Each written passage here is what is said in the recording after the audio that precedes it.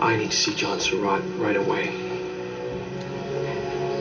Anna Surratt sent me. So as I told Miss Surratt, I can only pass along the message. Where is he? I don't know. Only that some in the church have chosen to provide him sanctuary. You don't seem troubled by their choice. You prefer he be crucified by this mob? John is hardly the Prince of Peace.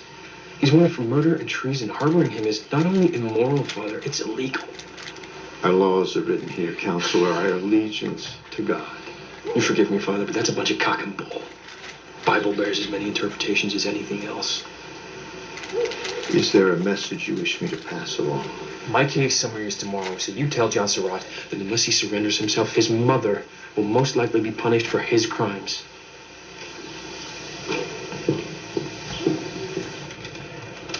Mr. Aiken?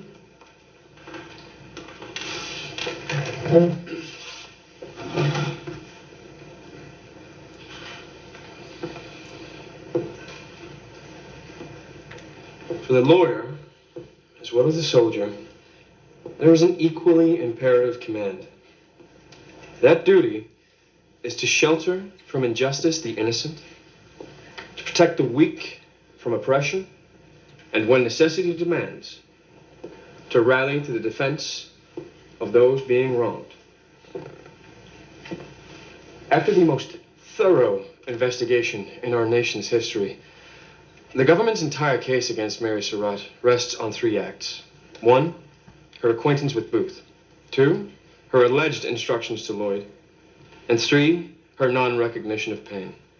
It is these 3 acts that constitute the sum total of Mary Surratt's part in this traitorous and murderous conspiracy. By themselves, they constitute no crime. Any one of you or I might have done the same, but the government insists she did them with evil intent.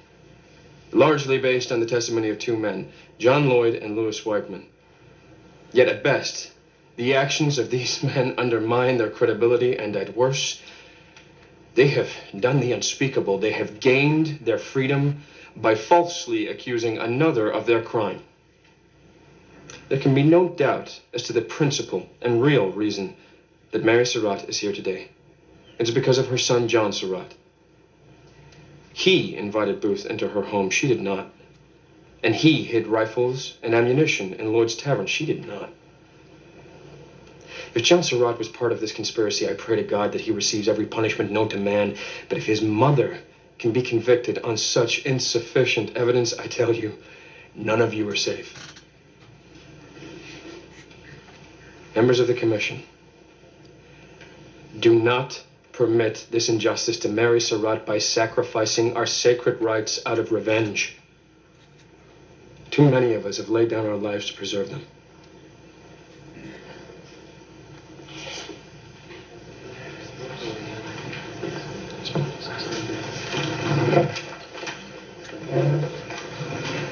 Gentlemen. Gentlemen. 1 bullet. They have killed our beloved president. 1 bullet. But not 1 man.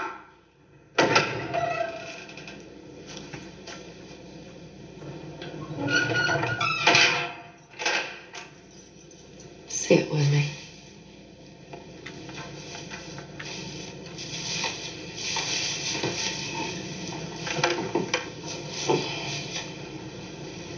Is there any word? No, they're still deliberating. I mean about my son. I held him too close.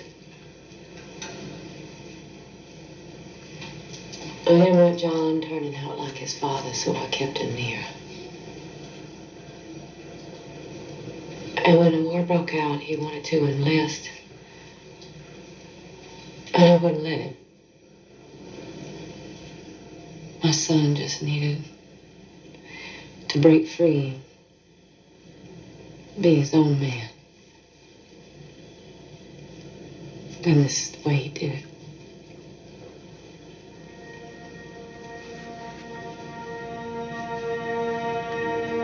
All those in favor?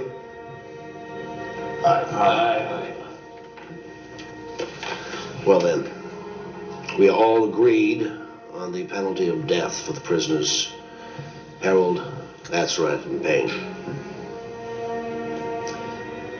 What about the woman?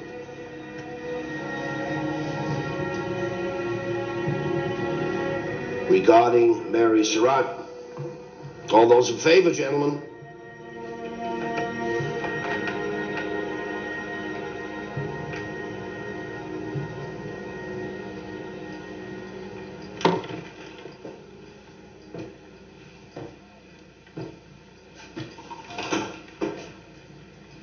No. Damn it! No! No, she must be punished to the full extent. I want these people buried and forgotten. The majority prefer a more merciful sentence. Life in prison on account of her age, gender. I give Mr. Aiken credit. He knew just how to use the daughter. It seems so. You made my sentiments known to the commission. Her minds are made.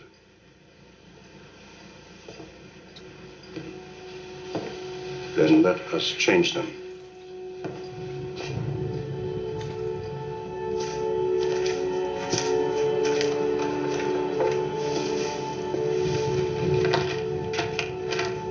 After mature consideration of the evidence, the Commission finds you, Mary E. Surratt, guilty.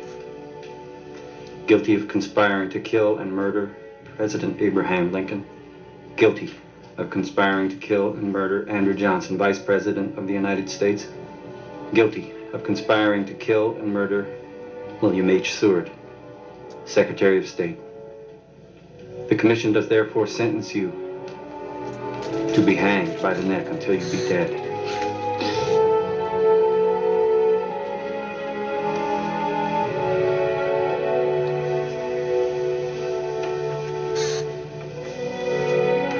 Mary Surratt, meet her doom! 4 assassins die tomorrow at noon! Here you go, sir. Mary Surratt, to meet her doom! 4 assassins die tomorrow at noon!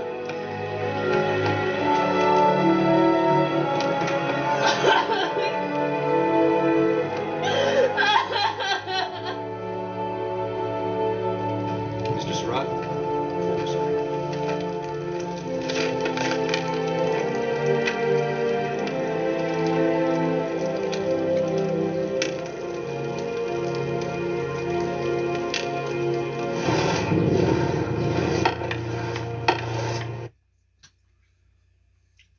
Well, they're building the gallows. Her attorney is trying to fight tooth and nail towards trying to save her life. He goes to various high-ranking officials in believing that he has succeeded in turning the tide, but come to find out the tide was not turned. Reason why that I wanted my listeners to my viewers to listen to this is because my whole life has been adjusted and obstructed illegitimately towards a person that was touched by God in bringing forth a message, and that the White House got partially a hold of into that message going into 1988 after 9 tapes went to the White House,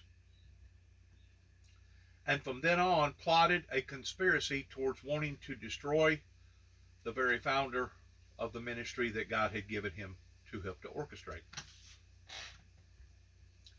If these things that I'm talking about would have been basically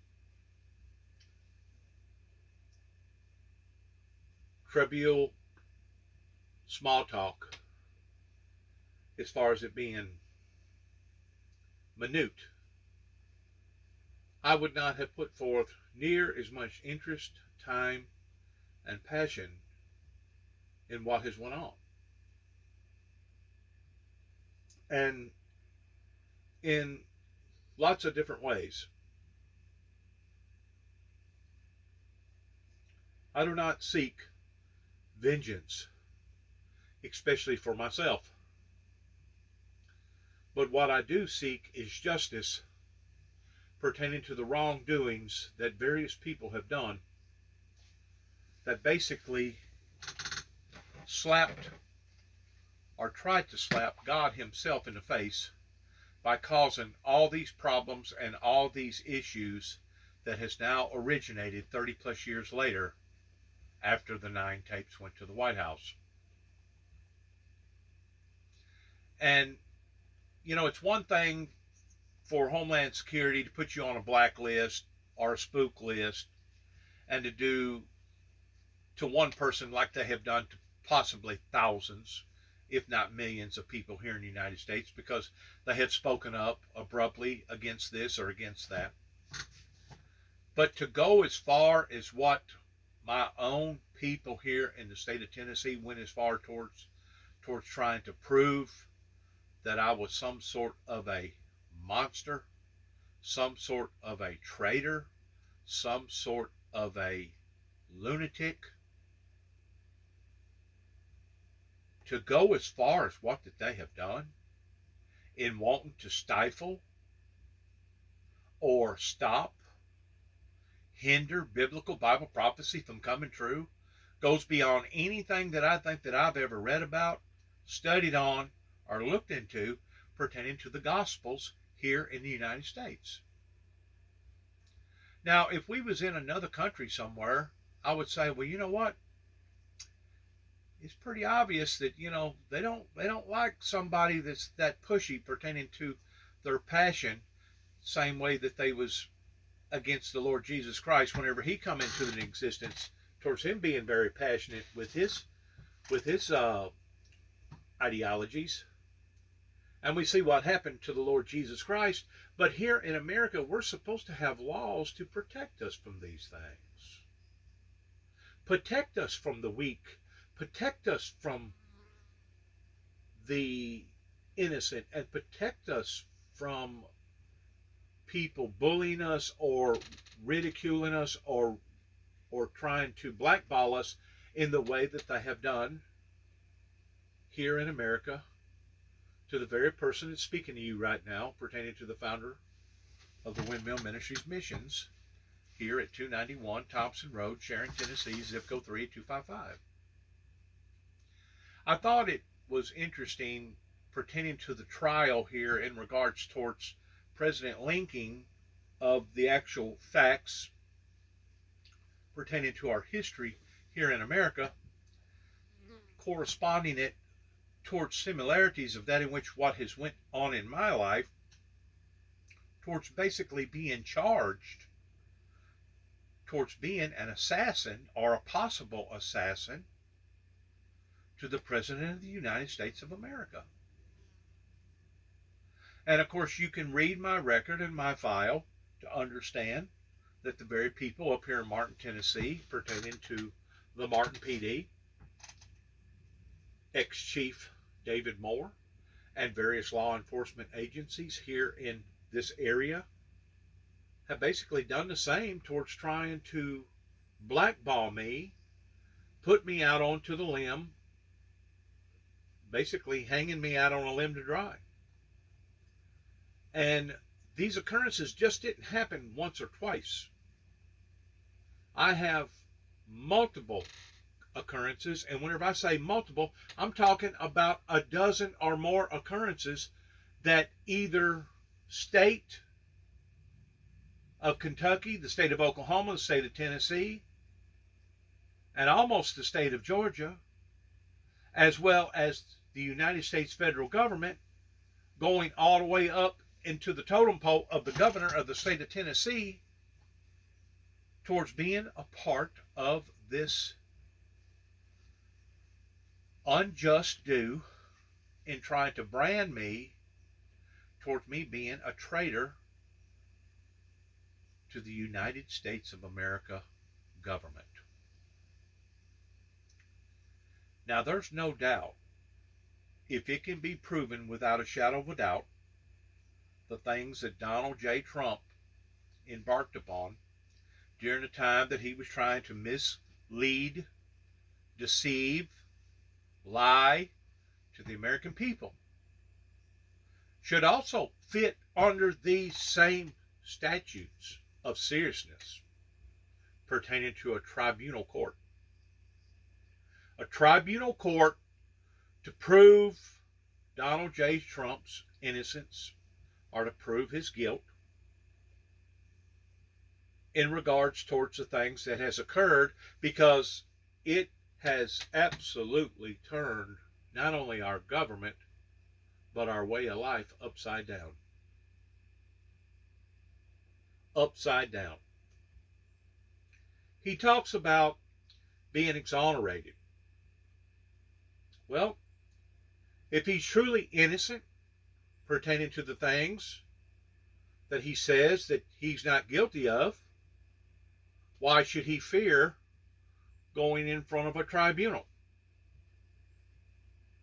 That is the sole purpose for me putting out the material that I've been putting out, not because I'm seeking any type of fame or fortune, not because I'm trying to exonerate myself, but because of the very terrors that has come against the Lord Jesus Christ and the precious kingdom of God in trying to devastate the messenger of the Windmill Ministries missions, because they did not like or they did not support the message coming from the messenger.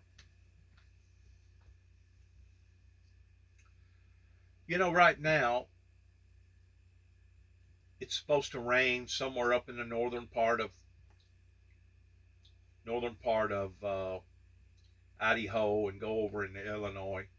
That may possibly help the Mississippi River in going up maybe a half an inch to an inch down this far below, which would be probably about 1,000 miles from where I'm talking about, where it's supposed to have rained last night and this morning.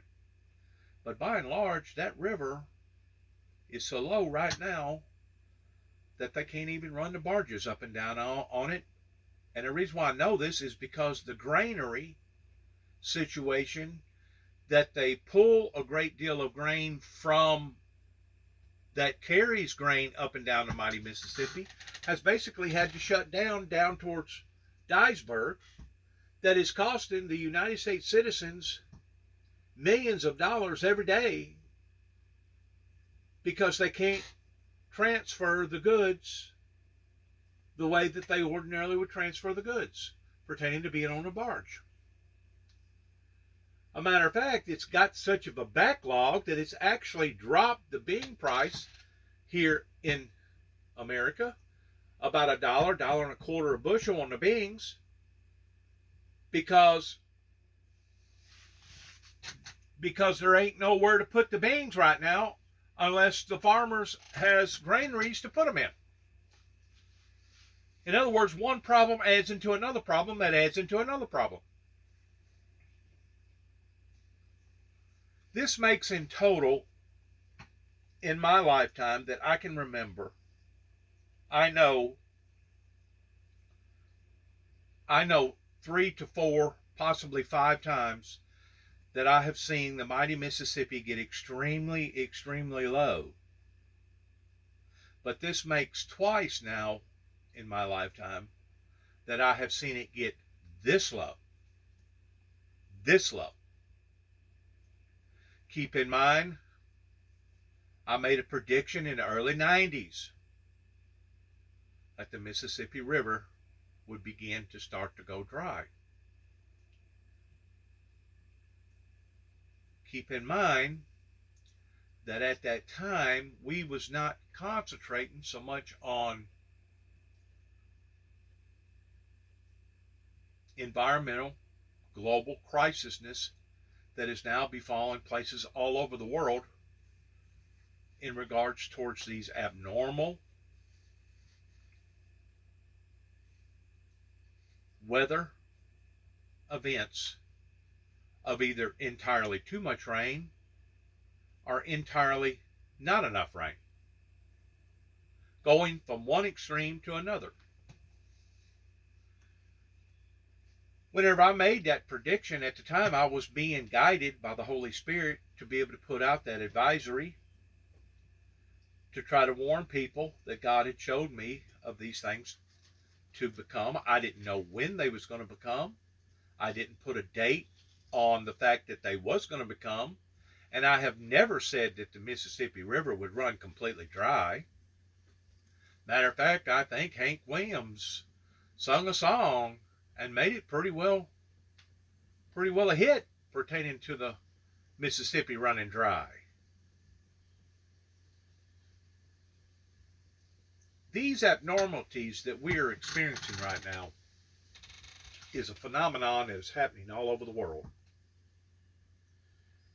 which I believe helps to verify my theory that God has planted up into my heart pertaining to the earth warming itself up from the inside out versus the outside in.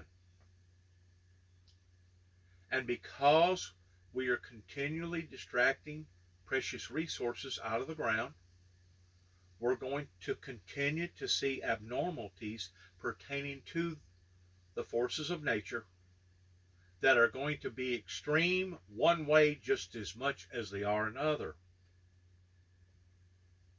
I have made other predictions that has validated themselves towards coming true, as well as pegging the fact that God had showed me that Donald J. Trump did not win the American presidential second election that he was involved in. But yet and all, to this day, I'm still looked down upon.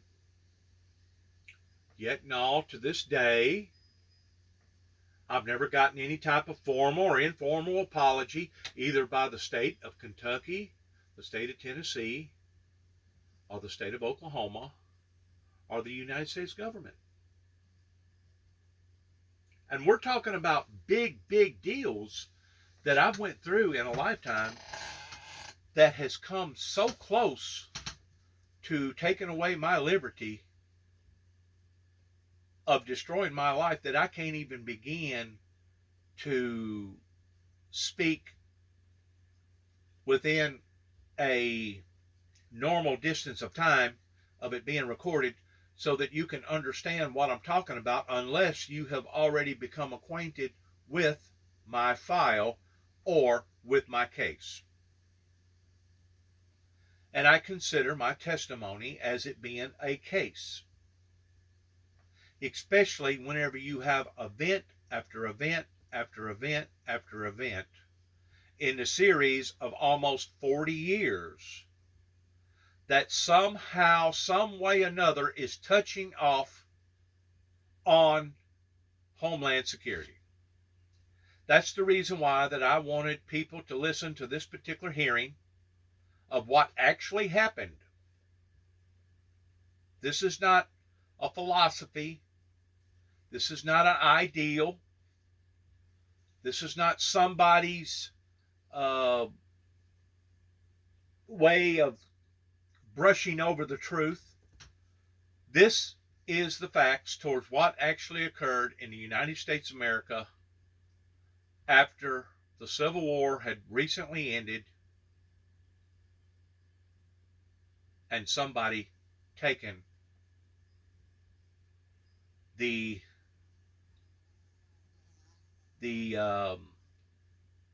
courageousness upon to themselves towards killing a United States president. Even to this day, the whole truth of that in which what happened with JFK has not been fully, openly disclosed. That, I believe, touches off on some of the barriers that JFK had are done within a reasonable period of time. And whenever I say reasonable period of time, I'm talking within a 90-day period of time right up here in Kentucky pertaining to land between the lakes. That's what God has showed me. Now, whether or not it has been documented that way, whether or not it can be proven by testimonies or by people confessing that in which what helped to spark the initial assassination of JFK probably cannot and will not be proven in this lifetime. But I guarantee you, in the lifetime to come, we will know if the things that I have talked about regarding JFK, of the assassination of an American president, did in fact stem from some of the events that happened right up here, less than about 100 miles from where I live, towards a little strip of ground that basically TVA, the United States government, took the initiative towards ruining not hundreds, but thousands of people's lives, all in the name of modern progression. That still to this day, the true story of that in and of itself has not been truly told. There's been documentaries, there's been other people's testimonies pertaining to what their grandfather or their great-grandfather went through, or their great-great-grandmother went through pertaining to the events. But still to this day, pertaining to the sacrifices that was made for you and I, us today here in America, to have some of the amenities that we have pertaining to electricity and running water and etc. Those people's testimonies has yet to fully be disclosed and talked about. That yes, I went up in the LBL and got testimony after testimony after testimony. I'm pretty sure that probably a great deal of those people that I got them testimonies from are probably already dead, because they was very, very elderly people during the time that I originally went up to LBL, which was in 1989, give or take about 33 years ago. I'm pretty sure that in that time frame that there's been a great deal of those people that has already become to their deaths. But during the time that I was going house to house, during the time that I was spending so much time in LBL, I was getting testimony after testimony after testimony of patterns of the same testimony pertaining to JFK's assassination. Like I said, this government, the people that's running this government, they have a way that they can take the truth and turn it into a lie, or take a lie and turn it into the truth, because of their power and their manipulation. But there's going to come a time one day whenever this United States government and all the wicked, demonic, cruel, insensitive, corrupt politicians all stacked on top of one another is not going to be able to tell no more lies about the truth. Because the true truth will come out, just like what we're listening to right now pertaining to this hearing. I'd like for you to listen to a little bit more of it, and then I'm going to comment on the latter part of it pertaining to what you're listening to. Petition the president for a stay of execution, but he won't do that, because if he did, people would think he was part of the conspiracy. 2, apply for a writ of habeas corpus to retry her in a civilian court, but no judge would oppose Stanton or the might of the War Department. And 3, John Surratt shows himself before noon tomorrow. Are you going somewhere? I have business in Baltimore. What? You can't leave now. It's over. Freddie, she's not your mother. If John Surratt won't give himself up for her, then why should you?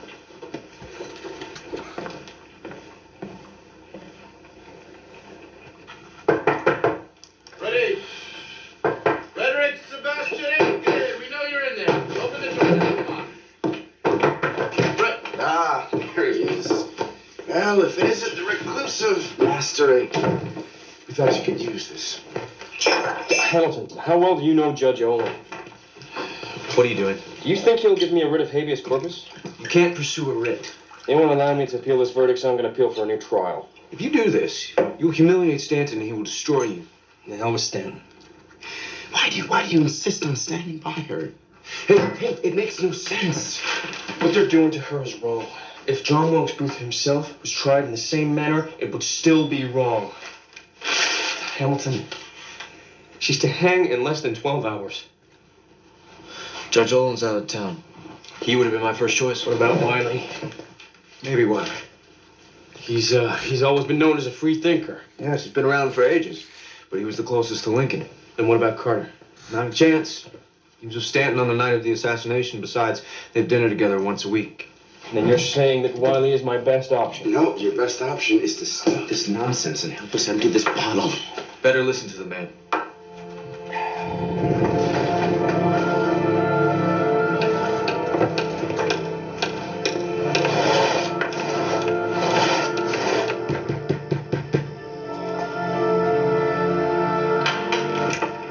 Judge Wiley, I need to apply for a writ of habeas corpus. At this hour of the night? I'm sorry, sir, I can't wait. Interrupting an old man's sleep? I'd say you're getting off on the wrong foot, Sir, it's for Mary Surratt.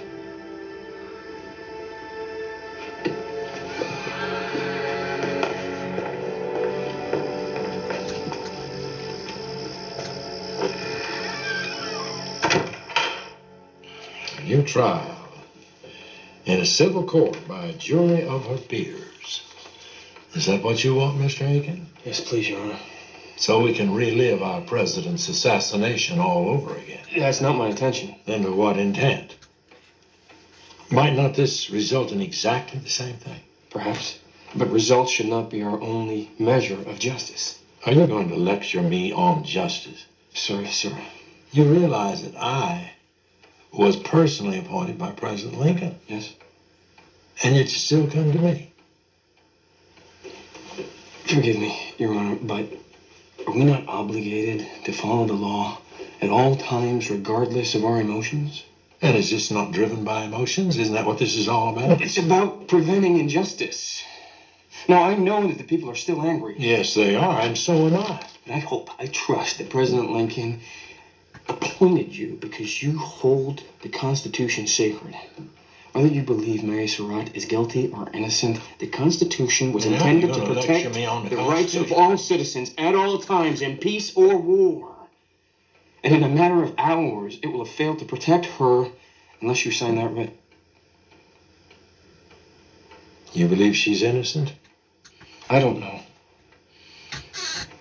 But if we don't get a proper trial, we never will.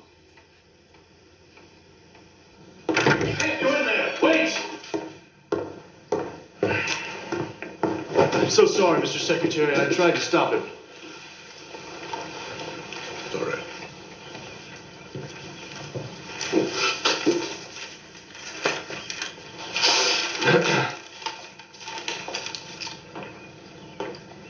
Good morning, Joseph. Good morning. It appears that Mr. Aiken has procured a writ signed by Judge Wiley. Good day. Before you go, Captain, tell me, when you first learned that our Secretary of State had been butchered to within an inch of his life and that they'd put a bullet in the back of our president's head, when this city was in chaos, did you not wish to see order restored and justice served, or were you just concerned with the rights of the assassins? It's not justice you're after, it's revenge. I would never go to such lengths out of vengeance. But to ensure the survival of this nation, I would do anything. Mary Surratt was a party to the most grievous crime in our history. Necessity demands that she be given a swift, sure, and harsh sentence. I, too, hold sacred our rights, Counselor. But they count not at all. If our nation ceases to exist, Please see to it that Mary Surratt is delivered to Judge Wiley's courtroom no later than noon.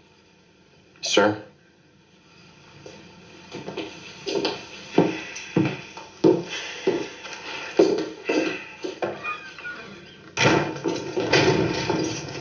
not what you said.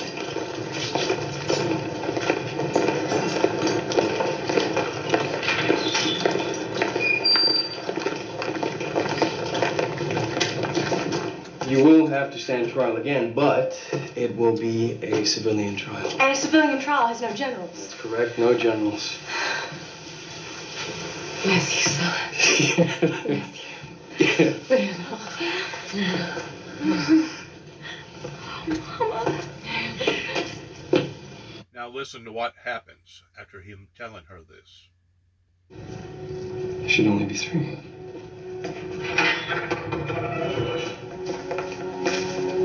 It's time. What are you doing? We need to prepare her with the others. No, she is to be transferred to Judge Wiley's court. I advise sedating the young lady. You'll do no such thing. Enough. I've procured a writ that says she is to get a new trial. The president just suspended your writ.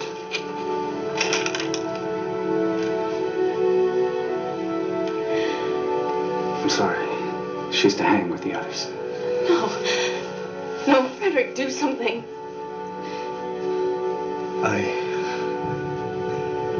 I'm so sorry. No, Mama, no, please be with you. No! Oh, Mama, no! I love you, Mama. I love you. No! Mama!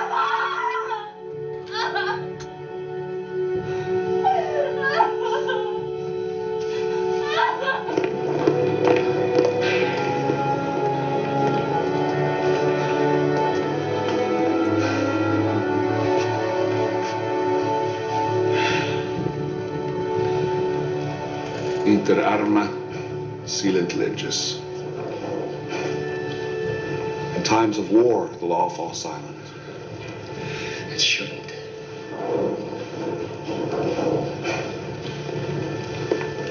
Word is the last Confederate general surrendered to Union troops. Peace. Peace at last.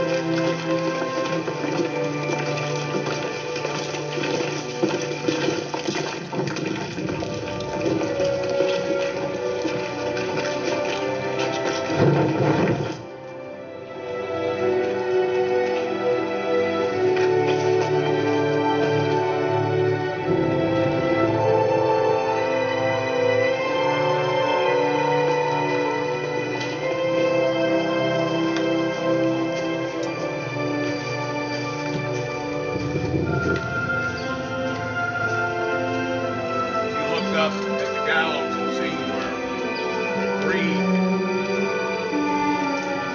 2 or 3 had already done been hanged. She's walking down to the gallows. No, excuse me, they haven't been hanged yet, they're just standing there. But she looks over to the far right and she sees 4 graves that's already dug with the dirt mounded up. Knowing that she's fixing to walk up these steps for the very last time and breathe oxygen in her lungs for the very last time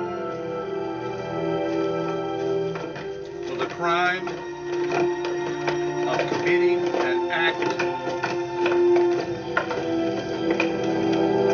treason towards killing an American president.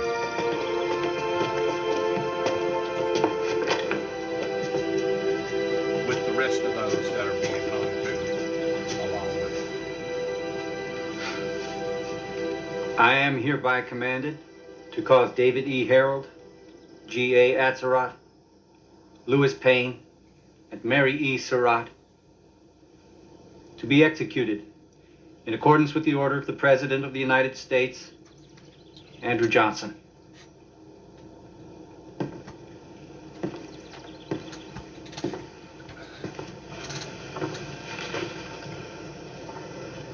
Almighty God bless you.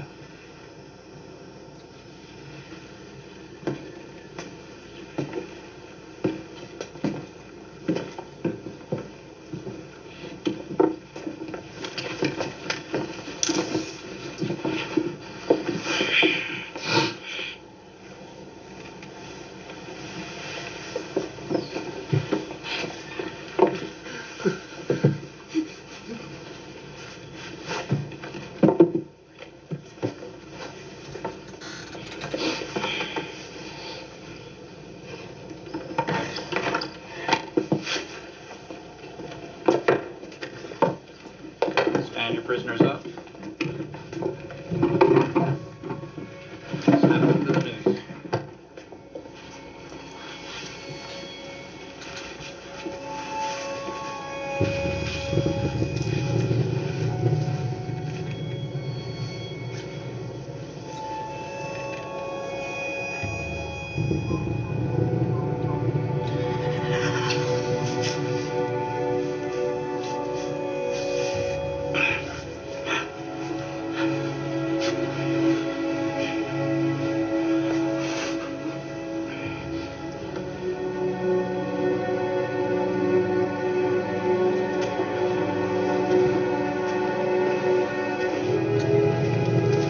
They're now putting the noose around their necks.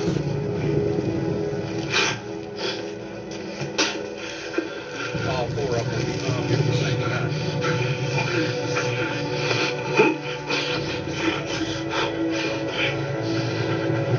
Now they're putting a sack over their heads where the witnesses cannot observe the expressions coming from the corpse. Some are crying, like one is just standing there emotionless.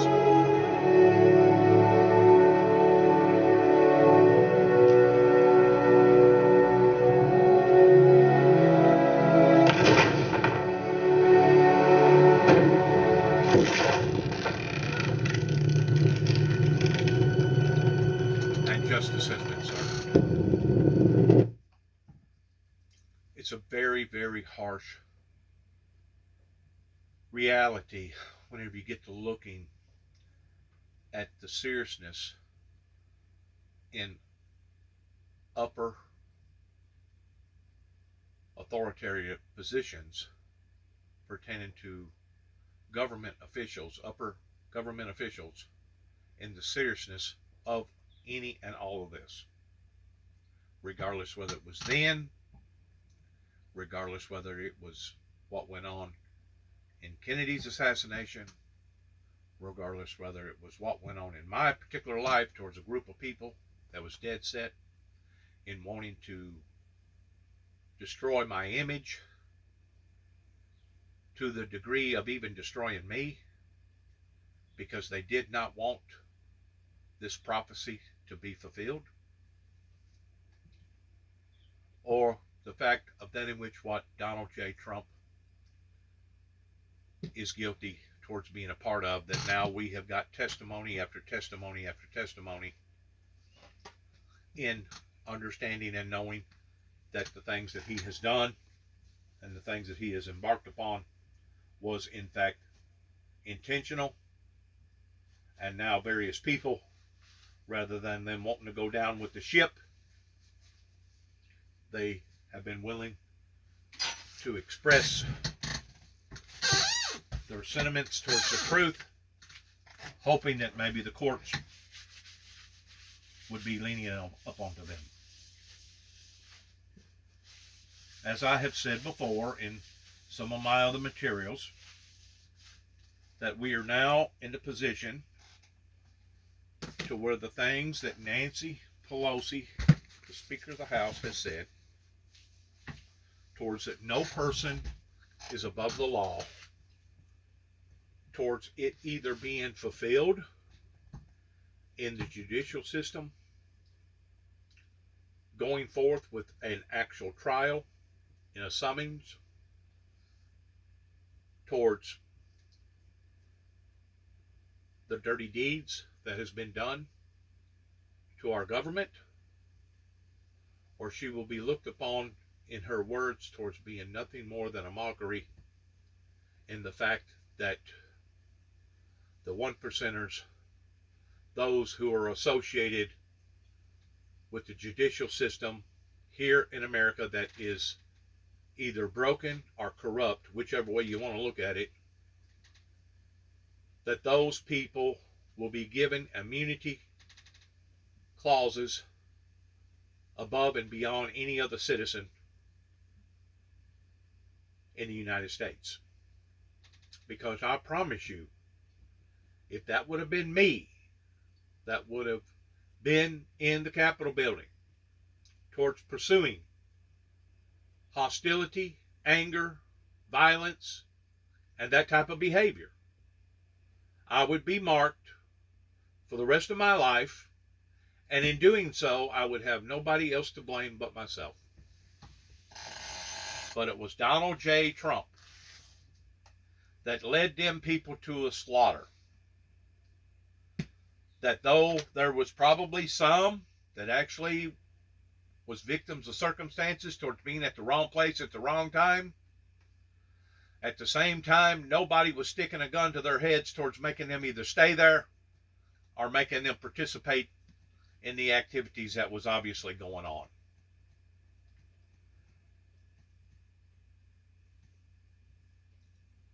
I had never seen, read about, understood, or looked upon anything coming close to what happened January the 6th, other than possibly what took place after the Revolutionary War in 1776, whenever we declared our independence, and then later there was a plot towards trying to put the Redcoats back in power pertaining to King George III.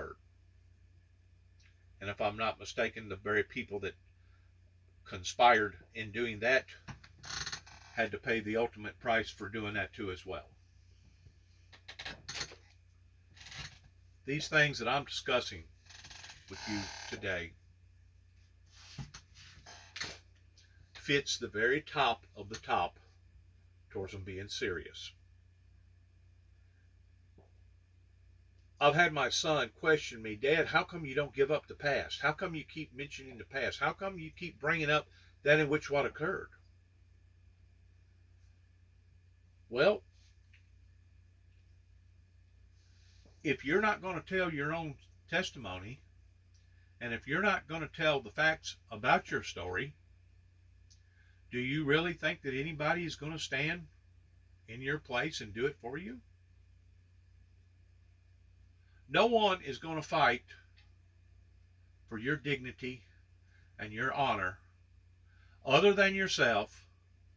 And if you're not willing to do it yourself, then odds are you probably don't deserve that type of dignity, that type of honor, or you was guilty of the very facts of that in which what they was trying to push over or pursue on you to begin with.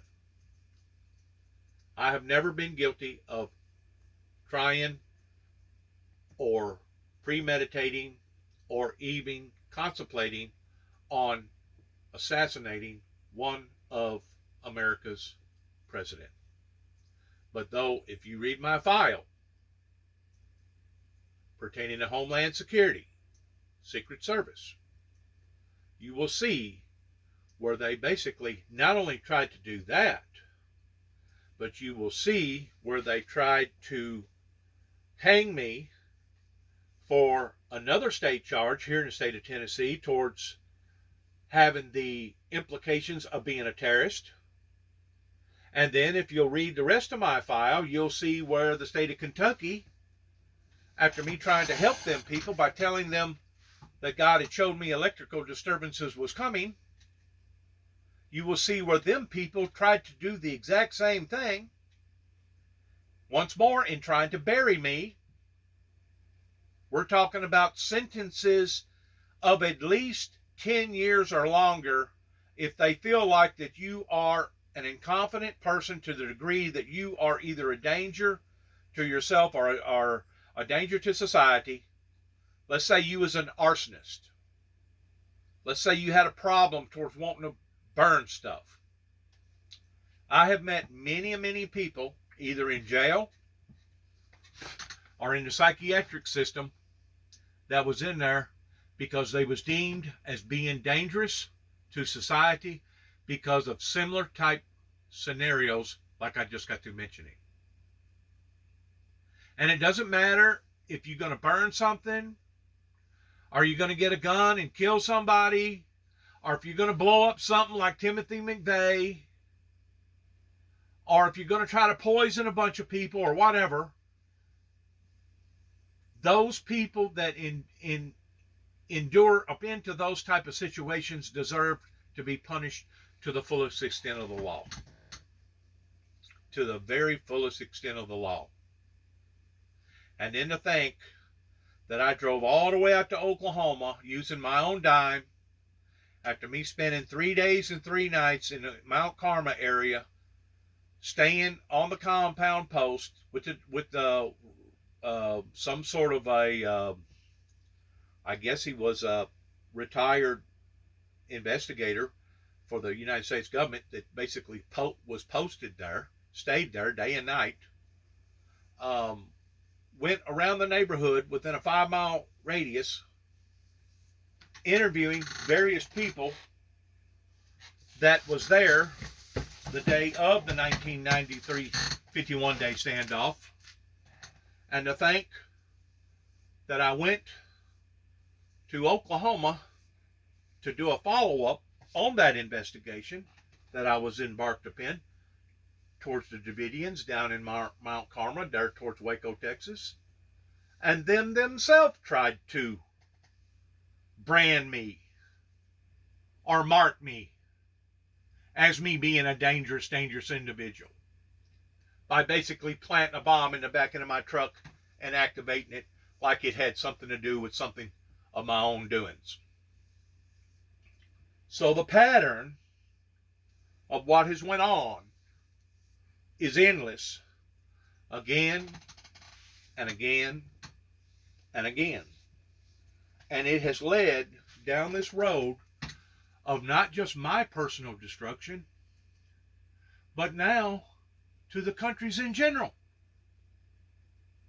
Especially those that was associated with Donald J. Trump pertaining to Homeland Security that decided that they was going to delete all their files, but yet now they want to criticize Hillary Clinton for bleaching her database.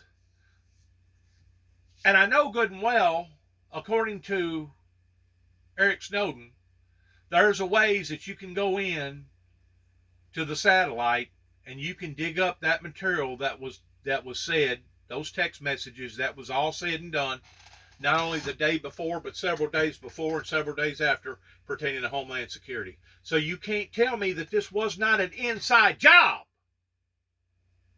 in regards towards what happened January the 6th of a plotted coup that failed. Of a plotted coup that failed.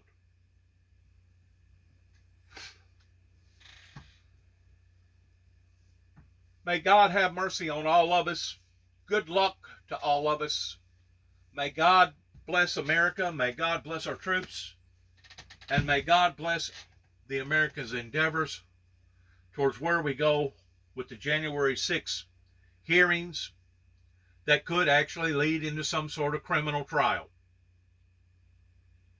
Like I said a while ago, if it don't lead into a criminal trial, it's basically going to be a slanderous remark to the Speaker of the House that no man is above the law, proving that Donald J. Trump is, in fact, above and beyond the law. We knew that things was getting topsy-turvy pertaining to the correspondence with the Russian government, with Donald J. Trump. We knew that during the time that he was supposed to have helped the Ukrainians and chose to try to blackmail them under certain circumstances, was he going to send them bombs or material to help defend themselves because of poisonous Putin? And we also know that Donald J. Trump got impeached twice because of those affairs. But Congress kept passing the buck towards, oh, we're going to give him a free license, a get out of jail free license card. So that was 2 strikes that he deviated around the law towards not actually getting what he should have got, even though our own Tennessee congressman at the time said, yes, Donald J. Trump done wrong, but that he shouldn't receive a harsher penalty for doing it. Okay? That was his remark before he retired.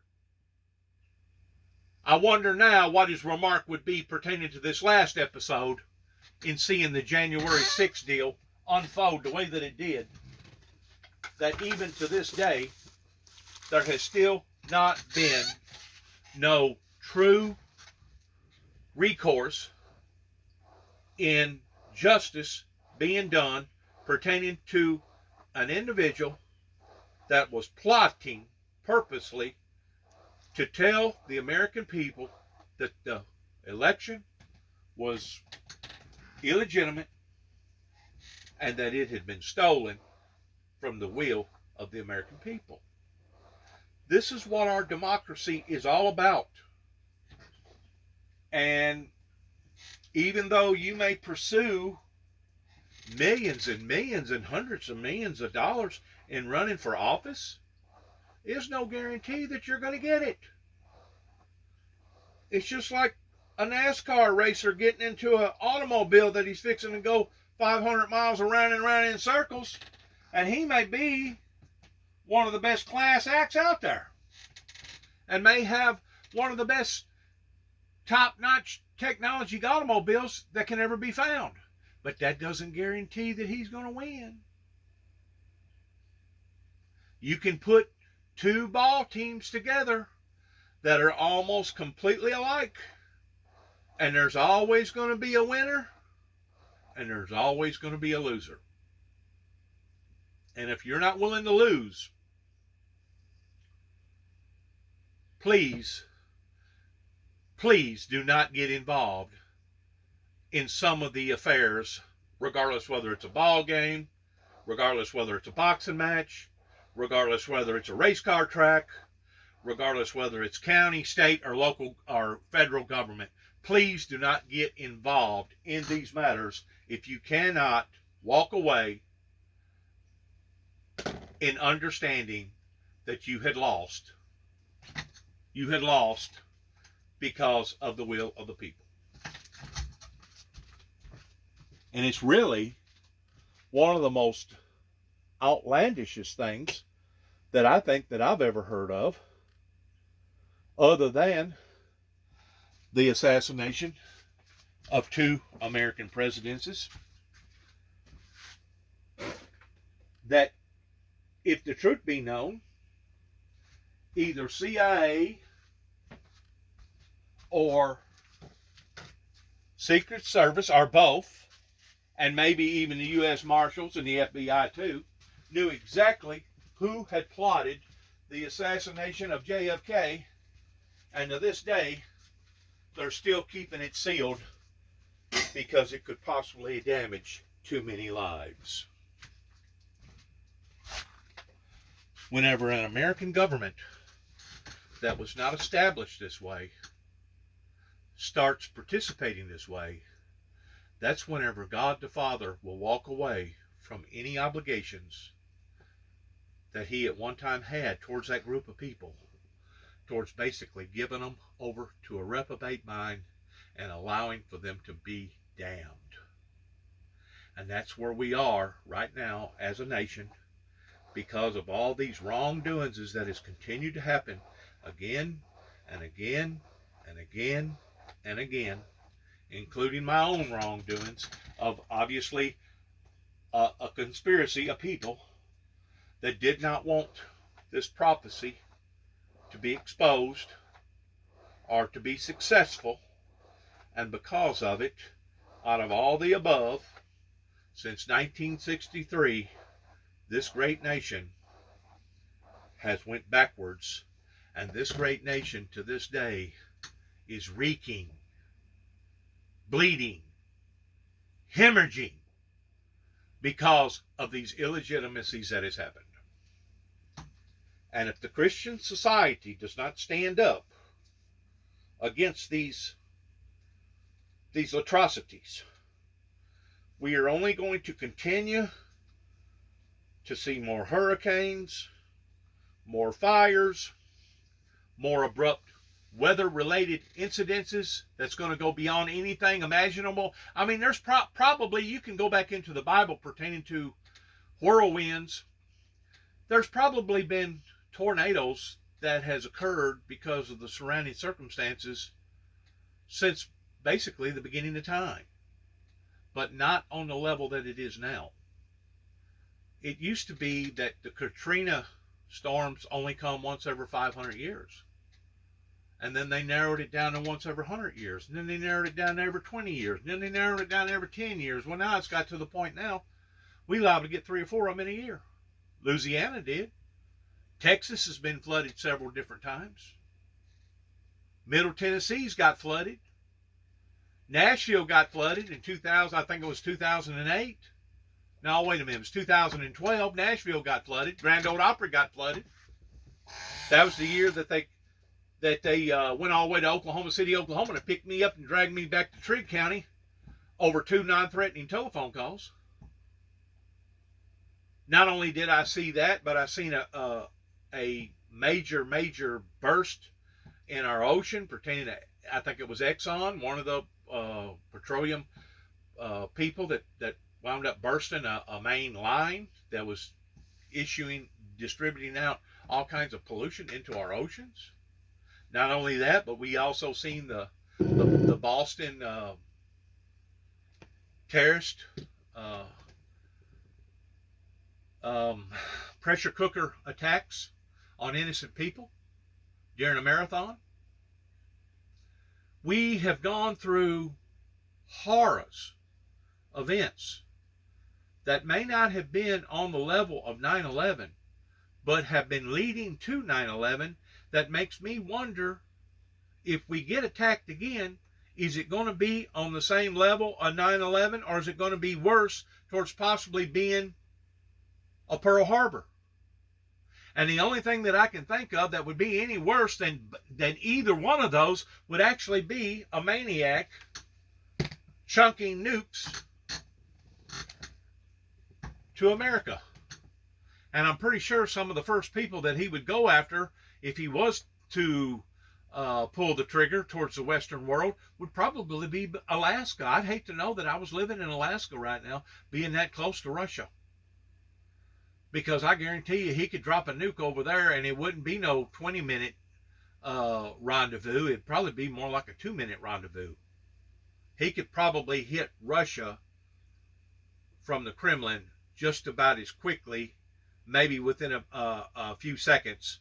He could probably hit Alaska almost as quick as he could hit the Ukrainian people, because Alaska is that close to it. May take an extra minute or so, but we wouldn't have near enough time to put up defenses if he was to hit a target close to him as we would if he was to try to send one across the pond. The fact of the matter is this: somebody has jinxed us. Somebody has brought this bad luck into our lives. And I don't think it necessarily began with the Ronald Reagan administration towards the 9 tapes.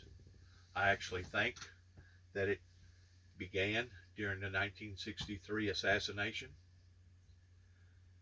But I think that one thing has added to another thing, that's compounded another thing on top of another thing, that has basically put us where we are today towards seeing all this destruction again and again and again come to the American people's lives. And if it's not coming to our lives in one form or fashion, it's coming to our lives in another. So it's time that people stop playing games and started looking at the facts